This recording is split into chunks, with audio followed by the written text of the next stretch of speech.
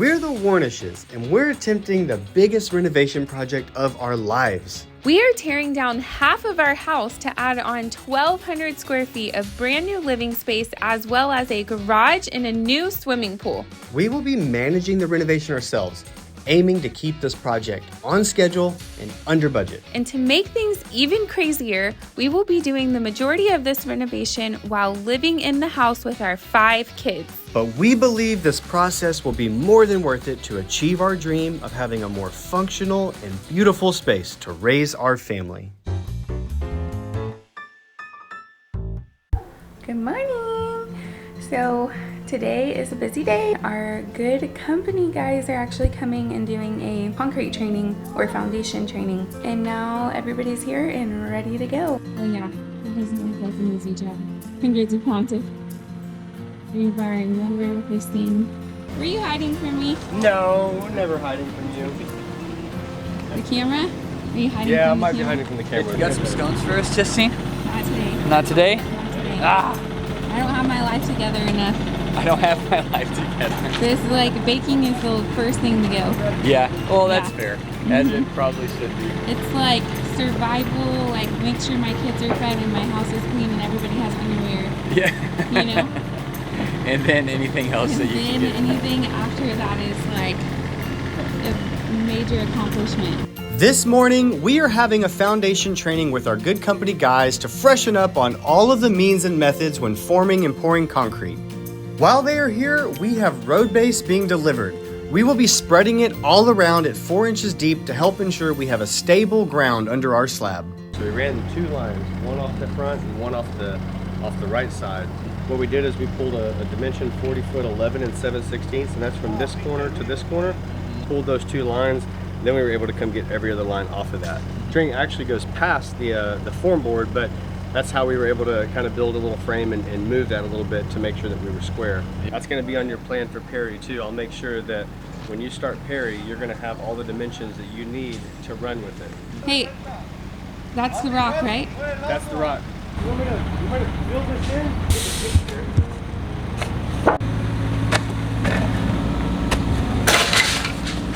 How's it going, babe? Well,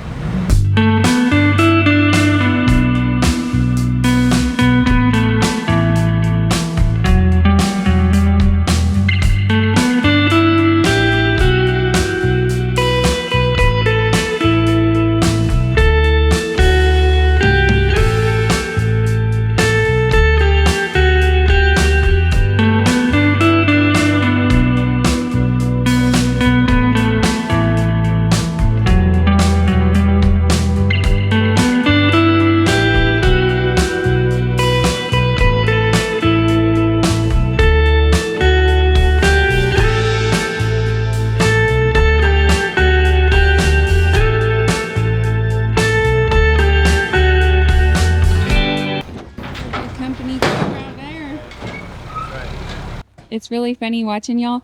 All 4 of y'all. All 4 of y'all. what are those? You look like you're ready to relax. This is how you do concrete, right? Yes. Okay, we'll pick up where we left off. I'm gonna let you hold this one for now. So those are correct.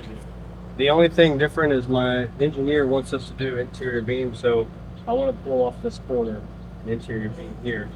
He would like it if we had one here, and potentially this one cut across. After the good company crew finished up with training, our concrete guys continued to spread all of the road base before they started digging the exterior and interior beams for the pad. We have personally had to do a few foundation repairs, so we are making sure that we are taking all of the extra precautions we can to have a strong foundation.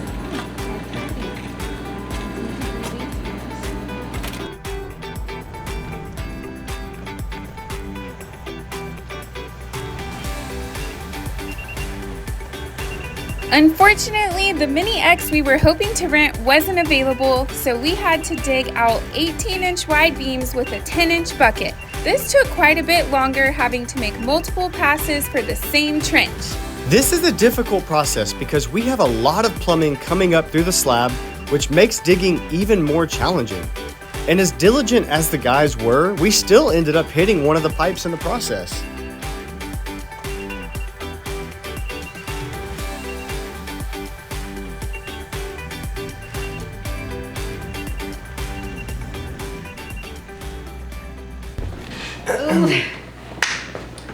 Big day today. We had a little rain scare. We were just worried that if we dug trenches that water would wash them out and it would be a big mess. So we called off all the work, but it's fine. So the guys are back today. We extended the machine rentals a couple days. We put some gravel down before we pour the pad. Now the guys are digging the beams. So we'll dig the beams, we'll lay the rebar, a layer of vapor barrier, and we'll pour a slab. It's been a series of events, it feels like. We had the bunk beds built. We need to finish those, like finish painting and getting the girls' room back together. We had to go to an emergency dentist and take our daughter to get her front tooth pulled out. We just have a lot going on. We hit overwhelm last week, I think, for the first time, I would say, in the remodel process. Someone was asking me last night, they're like, I don't know how you do this. How are y'all doing it? I'm like, I don't know. We just are. We're doing it. We're pushing through. So yeah, what We'll is... have a foundation this week. We will. I'm so excited about that. We are about 3 weeks away from tearing into the kitchen, which is going to be Oh the my most God. stressful part. That's gonna be, I'm just anxious thinking about it. Yeah. We're tearing this thing apart. It's Yeah. going to be pretty horrendous. We'll see you next time on the Build Show. On the build sheet. Wrong channel. Oh, Bill, Don't baby. put that in. I don't want to get sued. Outside the beam. I think. Or maybe, so I think maybe the... Here. While the guys are working outside, I have my work cut out for me inside. I'm going to be reorganizing Malachi's room and moving all of our homeschool stuff into here, as well as getting the girls' room put back together. Before I could even organize anything, I had to clean up the mess from all 5 kiddos sharing a room while the bunk beds were being built.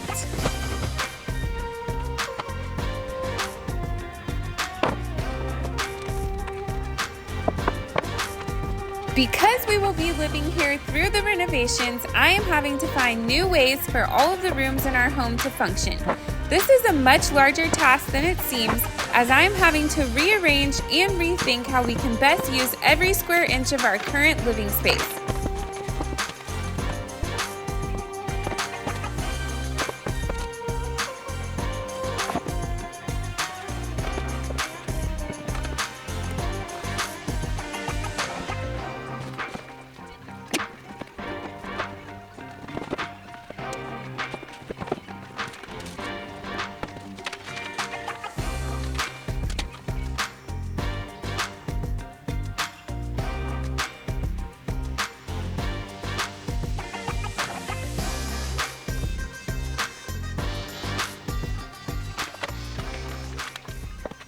Okay, so this is pretty much organized, as good as it's gonna be for now. I need to still clean up, but this is now all of our homeschool stuff, and we'll just do homeschooling in here.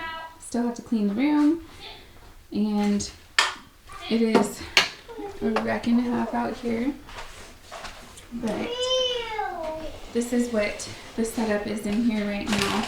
We had all the homeschool stuff in this cabinet.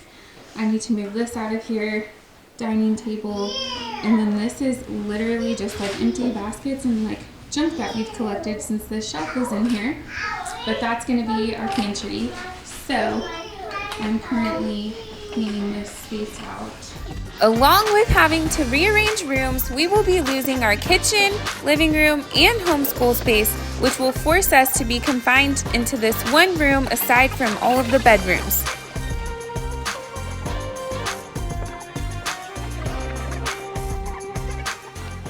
All cleaned up.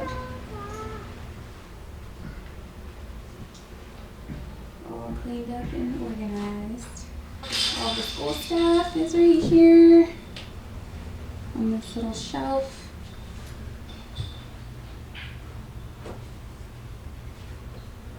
All the toys, all of his toys are in his drawers. What do you think about your room? Love it. You love it? Okay, so here's the girls' room. And the bunk beds got finished. They just need to be painted and add the railing. So what I'm trying to figure out right now is how to actually rearrange everything. Get Oh, outside. don't be mean to her. Meanwhile, the guys made great progress. They finished digging the interior beams and laid all of the vapor barrier.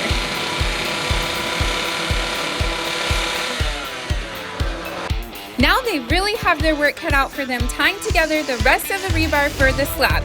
It is no small task as they have to tie together every cross section. It has been a full day of rebar. They have been doing, like, coming and tying every individual crossing together. Our engineer wanted us to add a few more interior beams than we originally anticipated. And in the construction world, that means we are also going to be spending more than we anticipated. By making this small addition, it's already put us a few $1,000s over budget. I love these guys because it is early and they show up early and they are ready to work. We're gonna have some foundation soon, y'all. You look good. Do I look like a pool contractor? You look good, babe. Let me see you again. Wow. Go for the bag. Wow. Wow. All right, we are finishing up. Concrete's coming tomorrow, and Justine's managing the concrete pour because I'm going out of town. He is about to walk me through and show me all the things and tell me all the things I need to know, I guess. We're done laying rebar. We're setting floating forms. There's just a few details that she needs to know to be set up for success tomorrow. We've ordered over 50 yards of concrete already. It's set up to deliver at 6 a.m. Oh my gosh, really? 6 a.m. We're gonna be out here? We're gonna be out here at 6 a.m. We also have a pump truck. I have to be awake. You have to be awake. You might want to wake up early for that. So we ordered a pump. The pump will be here tomorrow, 6 a.m. Concrete will be here tomorrow at 6 a.m. The guys are going to start pouring the slab. That's so exciting. It's going to be a fun day. I'll show you. On the outside of the slab, we have put in a floating form. That's what this thing is. And that's giving us a pocket for the siding to sit in. So the wall sits here on top of the slab, and the siding actually can go down past the wall cavity. But it's just a detail that we do for our waterproofing and our air tightness for the house. And all of that has been set. So we have a siding pocket on the back of the house, and then we have a brick pocket on the side and the front of the house. The floating forms have been set for the brick pocket, 5.5 inches in and 3.5 inches down, because we're matching the house. Most people do 5.5 by 1.5, but we're doing a 5.5 by 3.5. It matches what our house is. I really like that detail though. We have 4 doors going in and a garage door. The garage door is a little different than these 4. But what we're doing is we're recessing the concrete down 3/4 of an inch so the door has a pan to sit in. It's not installed flat on top of the slab. It's actually installed down just a little bit, 3/4 of an inch or so. And that's going to give us a water pan under our threshold. We call it a sill pan, and so that way any water that hits the door and gets through that door hits the concrete at the bottom and makes its way out. It's not going to go into the house. So those are just the details we wanted to make sure we get right. Once we get to that last truck, that 5th truck, we're going to have to figure out, all right, how much concrete do we need to finish? How much of a kicker do we need? We call it a kicker. And Chris is going to have to help you with that one and tell you, I'm okay, not gonna have any idea. no, you're not. Chris is going to tell you, I need this many yards of concrete. We just don't want to go under. So we want to make sure that we're getting the correct number of yards without going under. Since I won't be here and Justine will be in charge, I'm really trying to make sure I go over everything in detail. I'm going to have to get you some better dimensions probably. So I need to dimension that main wall here. You're doing exterior only or interior and exterior? Exterior, okay. Exterior. Okay, well I got enough anchor bolts to do exterior and interior. But interior, they just put like spikes or, yes, we can or do they that. do it like a gun. That's fine. Finally, the last bit of dirt work is happening. Our plumbers are here to fix the broken pipe and to run the water line before we pour concrete. So stay tuned, subscribe, and don't miss out on watching this project take shape. In our next video, I will be waking up at 5 a.m. to GC the concrete pour all by myself. But as if that's not enough, I will also be working on finishing up the bunk room at the same time. Hopefully, I don't miss anything and make a mistake that's costly or set in stone, if you know what I mean.